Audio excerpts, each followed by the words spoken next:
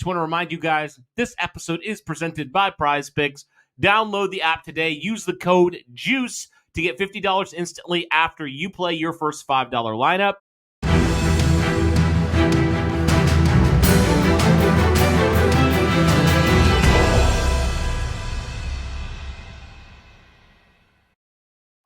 What is going on, Colts Nation? Welcome back to another episode of Bring the Juice. Guys, we wanted to talk to you about some second-year and third-year players that can take that jump to elevate this team hopefully to the next level. So that would include the 2023 draft class and then, of course, the 2024 draft class. Cody, I think we'll just kind of start here with the 2023 draft class. Might actually be a little bit easier because there's a lot of names, but there's a lot less of them that are actually on the team or doing anything right now. So I think for me personally, Cody, I think the one that's the most obvious when you're talking about this draft class is quarterback Anthony Richardson. Of course, when we don't know if he's going to be the starting quarterback of this team this year, that's still up for debate. But if he is indeed going to be the quarterback of 2025 for this team, then obviously he would have had to have taken some kind of leap to get him to be over Daniel Jones, which, isn't really saying much, but definitely we'll see a leap, hopefully. And, it all comes down. I think everybody understands this at this point. This Colts season will ultimately just come down to Anthony Richardson. If Anthony Richardson takes that big leap that we need from him, then this is a playoff team. If he doesn't, then this is a team that's going to struggle to make the playoffs once again this year. So what's your thoughts on if Anthony Richardson is one of those guys that takes a big leap? Yeah, I mean, you're like you said, this guy, it's going to determine a lot about your season this year, and frankly, Derek, a lot about who's in charge this time next year. I mean, it's going to be massive, right? Anthony Richardson has to take that step this year because, let's face it, in his first two seasons, while yes, he's had flashes, if you were to classify his first two seasons with the Indianapolis Colts, the first word you probably use is injury. You've been injured a lot. You've missed a lot of games. And second word would be very inconsistent. And you might even throw in the word inaccurate in there as well, right? It's been very, very bad, especially last year at points when it comes to that. Now, of course, in certain ways, some of the supporting cast didn't necessarily help him last year. But regardless, he still was one of the worst starting quarterbacks in the NFL last year, right? Yep. So, number one, stay healthy, because that's been a big thing. He hasn't proven he can do that in 2 years. But then number two, he's got to take a massive leap this year, Like, he's got to actually be a quarterback that's legitimately putting up, like, franchise quarterback stats. Even average stats at this point would be a welcomed addition, right? It's been that bad last year with Anthony Richardson. So we know the work he's put off in this offseason, training his body to hopefully stay healthier, training, himself in terms of throwing the football. Hopefully will help with the accuracy issues. Again, it's a lot to try to fix, but we'll have to see if it does happen. And it's going to ultimately come down to him. And if he, like you said, if he ascends into the player the Colts envisioned he could be when they took him back in 2023, this team's a playoff team, no doubt, because this team's got a lot of good pieces around him to make that happen. But if he doesn't, it's probably, unfortunately, Derek, going to be another 7-8 win team. That's just the reality of it. Or even worse, you never know, depending how bad it is. But, the Colts managed to win, 7-8 games last year with, to say it was poor quarterback play is putting it lightly. It was horrendous quarterback play for the majority of the season. Just imagine if we had decent quarterback play. Even if we had a Phillip Rivers again, a 39-year-old Phillip Rivers with a noodle arm, like we wouldn't have to run, this RPO stuff all the time, but just to have, if you had a Phillip Rivers, this is a playoff team because we say it every year. This team competes for the playoffs, even with below average to even far beyond below average quarterback play for a lot of our seasons over the last few years. And yeah, if we just had even average quarterback play, this is a playoff team. Now, it's not really a true contender, but it would definitely be a team that could get into the playoffs if you just even had average quarterback play. And hopefully that's what Anthony Richardson can do this year. Yeah, no doubt, no doubt. He's got to take a big leap. I mean, Derek, it's what's bad when we're saying if you get high 50 completion percentage, that's a win. Like it's that's not good. That's still not good. So you It's got a long still way not to go. good, yeah, but it's way better than what we've had. So Yeah, yeah. Well, the thing that's interesting is, the thing with the first guy, Anthony Richardson, your first round pick in 2023 and your second round pick, the thing that they share, Derek, is the injury bug. They've both been injured more often than not. Juju Brents has been it's been so hard to see, man. Juju Brents the first 2 years with the injuries. I mean, you knew, Derek, coming out of the draft that he had a wrist thing that, he had wrist surgery, so he was going to miss some time. And you thought, okay, this is going to be the year in 2024 where he's going to break out. He's going to be the number one corner for you. And not even a couple weeks into the season, Juju Brents, I think was it after week 1, Derek?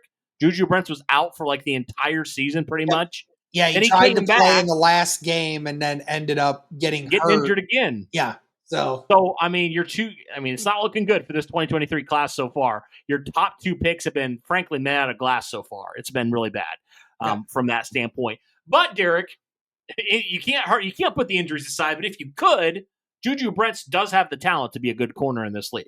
The talent's not the question; it's the durability, it's the concerns like that. mm-hmm.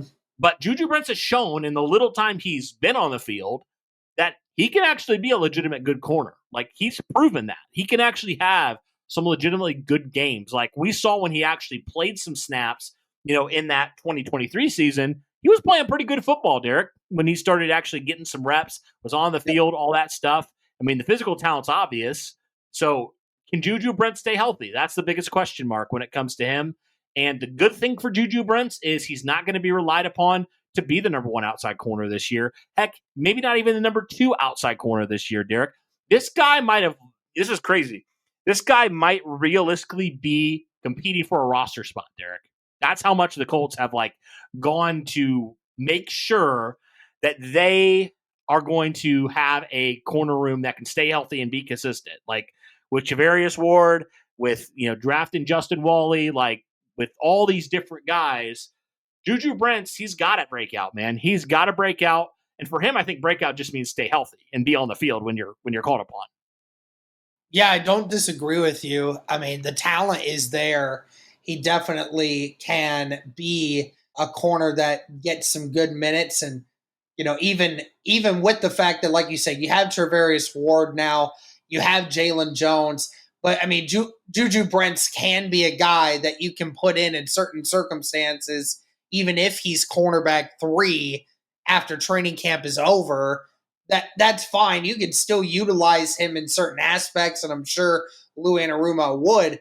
But like you said, it's not the talent that everyone is worried about. It's the inability to stay healthy through your first 2 years in the NFL, which, kind of for a good chunk of this 2023 class, Cody, that's been the argument for everyone, right? Daniel Scott has missed the entirety of the 2 seasons. Anthony Richardson has missed just as many games as he's played. Juju Brents has missed 1.5 of his 2 seasons. Evan Hall's missed at least 1 season. Titus Leo missed a season. And Jake Witt missed a season. I mean, half of this class for the Colts all have missed at least half of the games that they could have played. So, it's a wild time for this 2023 class. And Cody, is there any other 2023 third-year guys that you think can actually take a leap here?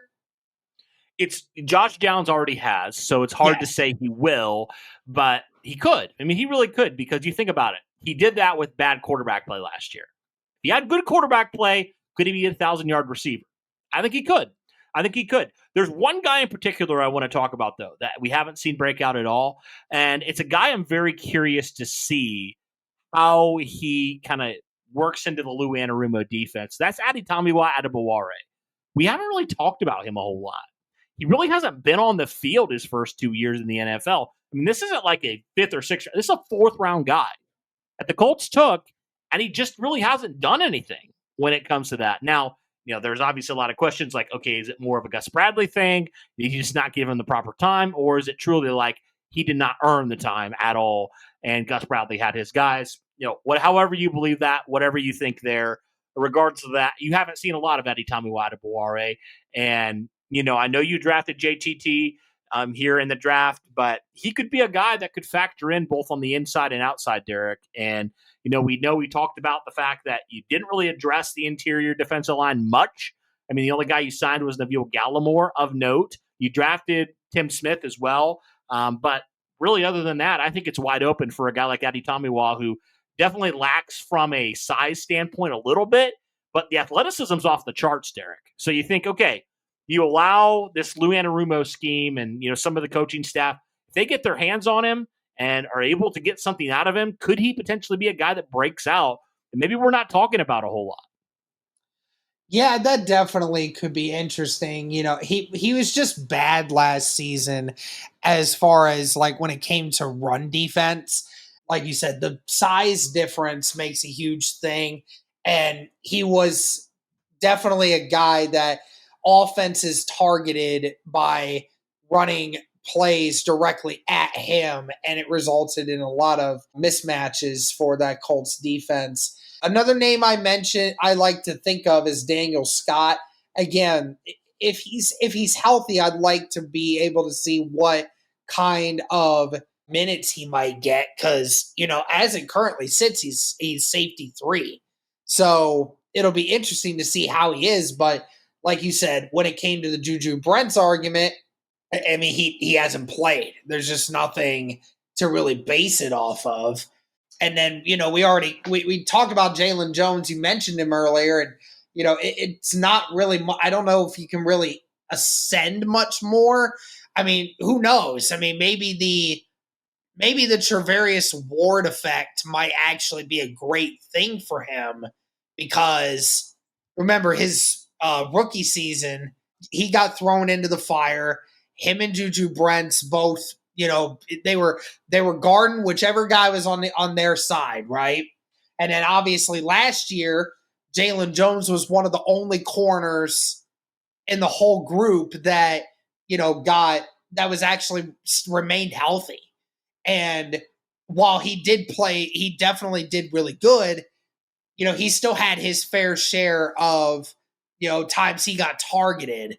But now you're in a situation where if the Colts do the situation where Charvarius Ward is now going to guard the number one wide receiver 95% of the time, then does that make it to where Jalen Jones explodes on the scene, because he's now going to be facing guys that he's more adequately, athletically and talent-wise, a lot closer to than he has in years past? He's been the guy. Like last year, he was the guy. And even his rookie season, he was the number one outside corner, right? So he had to go against like some of the best of the best, right? Yep. So I do think it will be beneficial for him to not have to be on that number one wide receiver. That'll be, I think, massive, because, yeah, he's been inconsistent. I mean, for sure. But I think he's definitely had more positive than negative. And I think I've always liked him better as that number 2 outside corner, to be honest with you, because I think he would do really well in that way, especially if Javarius Ward's kind of shadowing that number 1 guy all around the field. That will definitely help out in a lot of ways. But another thing, Derek, as well, is the fact that you now have a new coaching staff. I mean, you have guys like Chris Hewitt, who I think can be super beneficial to a player like Jalen Jones, right? Who can really help him take his game to the next level. Again, remember, Derek, the Colts, when they drafted Jalen Jones, he was only 21 years old. He was 21 years old. He got thrown into the fire. So he's still very young in his NFL career. And so I just think like working with some of these guys where the Colts have brought in a very specific amount of coaches who have, history or focuses on the defensive backs, right? They have a specific focus on getting these guys and developing these guys into really good players. So could Jalen Jones be the next guy up, right? Where you already know what Travarius Ward is going to be. But could Jalen Jones potentially ascend into one of the best number 2 corners in football? I think he can, because last year he played better than his rookie year. If he does again this year, if he wins the number 2 job, could he take another step further this year? I think he can, because he's still young, he's still malleable, and I think having some of these really, really renowned guys in the room that are going to help him and teach him some things that honestly he probably didn't learn his first 2 years, and also learning from a guy like Javarius Ward certainly helps. I think that's going to be huge for him. I really do. As we said, guys, today's episode is sponsored by Prize Picks. Now, what is Prize Picks? Prize Picks is the largest daily fantasy sports platform in North America. Instead of battling against thousands of other players across platforms, you're basically picking 2 to 6 player stat projections, and you're choosing more or less on those stat projections to be able to watch those winnings roll in. It's very easy. Do you guys want to play along at some of Prize Picks' favorite players like rapper Meek Mill and UFC fighter Sugar Sean O'Malley? Well, if you guys sign up today, you can find the community plays under the promos tab of the app to view the entries of some of the biggest names on the platform and be a part of that as well. You can now win up to 100 times your money on Prize Picks with as little as 4 correct picks. You can turn $10 into $1,000 just like that with NBA, NHL, and college basketball entries today on Prize Picks, America's #1 fantasy sports app. Like a lot of other things, guys, they also offer injury insurance, so your entries stay in play even if one of your players gets injured. So if someone exits the game in the first half and does not return in the second, that player projection won't count against you, and the rest of your entry stays live. So it's great bounce back for that one. What I love about the app as well, guys, is it's not just sports like NBA, NHL, football, and tennis, and baseball, and all these other things, but there's also a lot of others that go into it as well. If you like to place entries on video game situations like Call of Duty, CS2, Apex, if that's something that appeals to you, there's a wide variety of sports and video games and everything else that you can place entries on. And I love how expansive it is. Even just looking at the NBA, there's entries you can make with turnovers, with points. You can do combo deals, dunks, field goals attempted, all of these different things. So there's just so many different ways to make money off of these entries. Be sure to download the app today and use the code JUICE to get $50 instantly after you play your first $5 lineup. Yeah, absolutely. All right. Well, that should be it for the third-year players. Let's talk about second-year guys. And Cody, this one will be a little bit easier to track down here. Let's start with the first pick of the 2024 draft for the Colts, and that is defensive end Laiatu Latu. First year, a lot of people had high expectations. We had high expectations for Laiatu Latu. It just didn't really work out for him. He showed some good things, but never could quite put it all together. Do you think that Latu makes a jump from year 1 to year 2? I do. I really think that you saw how Lou Anarumo was able to get the best out of some of the edge guys the last couple of years with Cincinnati. So I do think we see a jump here for Laiatu Latu. Again, you look at just how poor the Colts scheme was a year ago, and I think that when you look at some of the sack numbers from 2023 versus 2024, you can say, oh man, the defensive line took a big step back.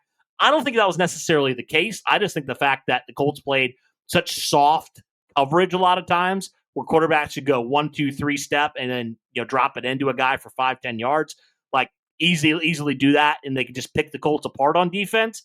I think that definitely hurt the numbers. I think Latu is better than people like to look at. I mean, we like to look at the stats. That's the big one. But I do think he's a guy that can definitely build off of his rookie season. He definitely had hit a wall at some point. There's definitely some evidence of that. But I do think, Derek, in year number 2, Latu now knows a little bit more what to expect. He has a full off season now with his team, with a new defensive coordinator, with, all that stuff. Like, I do think he will take a step here. I really do. Yeah, I mean, I certainly hope that we'll see Latu continue to improve. I don't know what all is going to be implemented to help that. It certainly didn't help that, obviously he was a rookie last year and guys all over the defense just kept getting hurt. DeForest Buckner missed some time. Samson Ebukam went down before the season even started. So, that certainly doesn't help when you're trying to find a replacement on the other side as well. And then the one guy that I think most people are very intrigued to see if he takes a second year jump is Adonai Mitchell.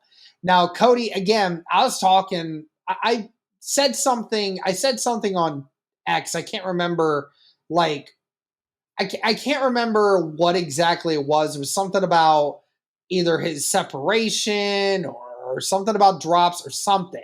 But like, or I think it was about his separating and how great he is at it, and that if he continues to be better about just making sure he holds on to the football, then things are going to be much better for him. And then literally every comment that I made, every single comment, and there were dozens, if not over 100 comments on the post saying he drops the ball, he sucks, he shouldn't be an NFL player, screw him, all these things. And it's like, good Lord, a lot of you have some serious animosity towards Adonai Mitchell. And obviously, he has his issues he needs to work on, guys. But I think, Cody, that we're going to see Adonai Mitchell have a much better season in 2025 than we did in 2024. He has to, man. He has to. Because, yeah, last year was very forgettable. I mean, he had what? I think he had one game where he looked really, really good when there were some injuries. But, yeah, there was just a lot of miscommunication. But he was open a lot. He was open a lot. The Colts didn't even throw the ball to him last year. But certainly, like the drops, the people would say the business decisions he made sometimes last year where he wouldn't go get a ball, like that kind of stuff, that definitely is something to watch for. But the talent's undeniable, Derek. Adonai Mitchell has all the talent in the world. If he can just, be more consistent when it comes to catching the football and all those issues he had last year, I do think he has the talent to be a really good receiver in this league. But he's got to get here. It's got to be right. It's got to be right. If it's not, doesn't matter how physically gifted you are. So, yeah, he's got to definitely figure it out there because, in a critical year for everybody, like Adonai Mitchell's got to prove he can be a reliable target for whichever quarterback's out there. Yeah, absolutely. And what's wild is just obviously when it comes to his drops and some of those 50-50 balls are what's the major concern with Adonai Mitchell. And I certainly hope we'll continue to see him get better on that front. But obviously, he had some of the best separation of any wide receiver in the NFL last year. And coupled with just a bunch of extremely bad quarterback play last year, you certainly hope that, I mean, remember that first game, Cody, that you and I went to? I mean, Adonai Mitchell could have had 3 touchdowns realistically in that game had Anthony Richardson actually hit him on those 3 deep passes where he completely burnt the corner off the edge, right? So you certainly hope that he'll be able to put it together, and with that and with coupling the improved quarterback play, hopefully, then we'll see Adonai Mitchell, be a much more effective wide receiver going forward. Okay, so another one that I'll mention here before we get into ones that you might look at, Jalen Carlies is another name here that I'm thinking of. Carlies, again, drafted in the 5th round this last year, and is going to probably be linebacker 2 going forward after the Colts have neglected to add to the position since the start of the offseason. And, even with some of the comments that Lou Anarumo made, Cody, where, talking about how the defense is definitely going to look different than what it has in years past, where there's going to be a lot more corners out on the field typically with some of the packages that they have rather than linebackers. You're not going to really see a lot more linebacker movement out there. So I think Carlies, this is the year for him to take advantage and work alongside Zaire Franklin and take that jump. Yeah, no doubt. He has a massive opportunity here.